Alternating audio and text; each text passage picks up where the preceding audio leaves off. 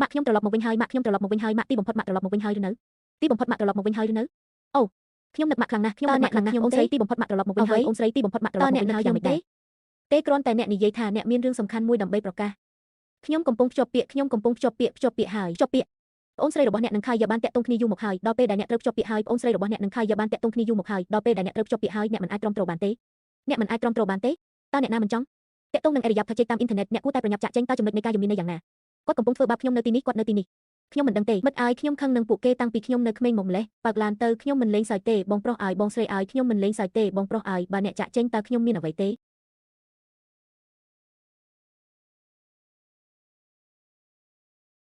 បងប្អូនស្រីបានប្រព្រឹត្តចំពោះអ្នកបែបនោះហើយអ្នកនៅតែលេងហ្គេមមែនទេអ្នកទើបតែទៅក្រុមហ៊ុនរបស់គាត់ហើយអ្នកកំពុងប្រព្រឹត្តបែបនោះរួចហើយមែនទេសុំខ្ចីដូច្នេះតើអ្វីទៅតើអ្នកបានបែកគ្នាជាមួយអ្នកណាយ៉ាងហោចណាស់ត្រូវរកនរណាម្នាក់ដែលយ៉ាងហោចណាស់ក៏សង្ហាដែរអ្នកគិតថាគាត់សង្ហាជាងគេមែនទេគាត់គ្រាន់តែជាមនុស្សធម្មតាប៉ុណ្ណោះតើអ្នកកំពុងសើចអ្វីនិយាយឲ្យត្រង់ទៅកុំប្រើកេរ្តិ៍ឈ្មោះប្តីអ្នកដើម្បីរក្សាមុខមាត់អីអូនស្រីឲ្យអូនស្រីបានទិញរបស់ទាំងអស់នេះសម្រាប់ពិធីភ្ជាប់ពាក្យហើយឬនៅមែនហើយរោគនេះអាចគូបគងជាមួយស្បែកជើងទាំងនេះហើយបន្ទាប់មកជាមួយរោគអាពាហ៍ពិពាហ៍នេះឯងប្រកាសទេអាពាហ៍ពិពាហ៍គឺជាការបដិញ្ញាចិត្តពេញមួយជីវិតក្មេងរពីសមែនទេហេតុអ្វីបានជាឯងធ្វើខ្លួនចម្លែកម្លេះថ្ងៃនេះខ្ញុំគ្រាន់តែបារម្ភថាអ្នកនឹងត្រូវគេបោកប្រាស់កុំបារម្ភអីមីងសួនមើលចុះទាំងនេះគឺជារបស់ទាំងអស់ដែលខ្ញុំបានទិញពីគេហទំព័រ950,000ទិញឥឡូវនេះហើយទទួលបានការបញ្ចុះតម្លៃគុណភាពល្អណាស់ប្រយ័ត្នប្រយែងណាប្អូនស្រី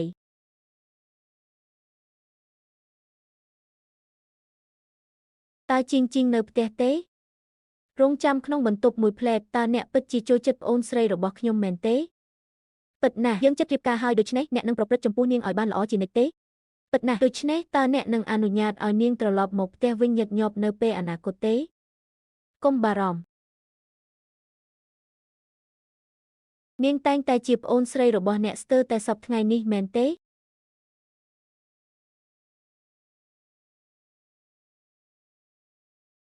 ម៉ាក់ទៅណា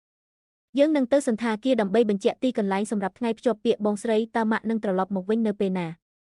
ម៉ាក់ប្រហែលជាយឺតបន្តិចហើយយើងនៅតែត្រូវជួបសាច់ញាតិខ្លះម៉ាក់ត្រូវនៅផ្ទះឲ្យបានល្អម៉ាក់ឲ្យម៉ាក់ក៏គួរតែទៅដែរមែនហើយទៅដើរលេងជាមួយពួកគេបានចេញទៅហើយមិនអីទេពួកគេវល់ណាស់ហេតុអ្វីបានជាពួកគេមិនទាន់ត្រឡប់មកវិញ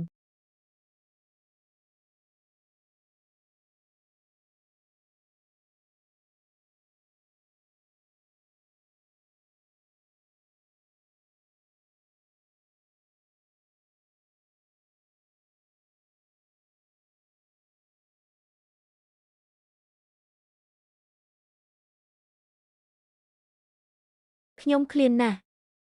រីករាយថ្ងៃកំណើត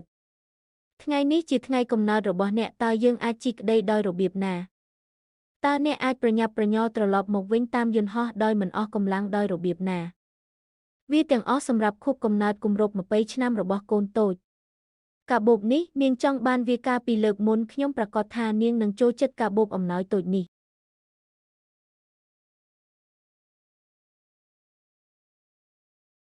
ខ្ញុំគិតថាអ្នកទាំងអស់គ្នាភ្លេចក្មេងស្រីតូចល្ងងម្នាក់នោះហើយ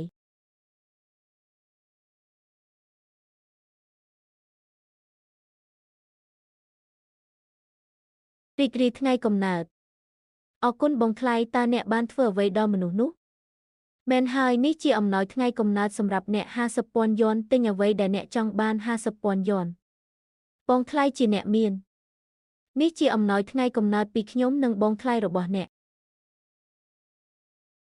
ខ្ញុំអាយុ95ឆ្នាំហើយដូច្នេះជាការពិតណាស់ខ្ញុំត្រូវតែបន្តទៅមុខទៀតដែលជាមូលហេតុដែលខ្ញុំបានកែសម្រួលពាក់កណ្ដាលសម្រាប់អ្នកប្អូនស្រីអ្នកពិតជាល្អបំផុតខ្ញុំកំពុងយកអំណោយថ្ងៃកំណើតទាំងនេះមកវិញដោយមិននិយាយអាក្រក់អំពីអ្នកទេអ្នកថែមទាំងនិយាយអាក្រក់អំពីខ្ញុំមកខ្ញុំទៀតផងនោះជាការសាកល្បងមិនអីទេតោះកាត់នំខេកហើយញ៉ាំអាហារពេលល្ងាចខ្ញុំសង្ឃឹមថាប្អូនស្រីរបស់ខ្ញុំនឹងសប្បាយចិត្តជានិច្ចហើយយើងនឹងក្លាយជាគូស្នេហ៍នឹងគ្នាជានិច្ចមិនអីទេឯងក៏អាចញ៉ាំបានដែរ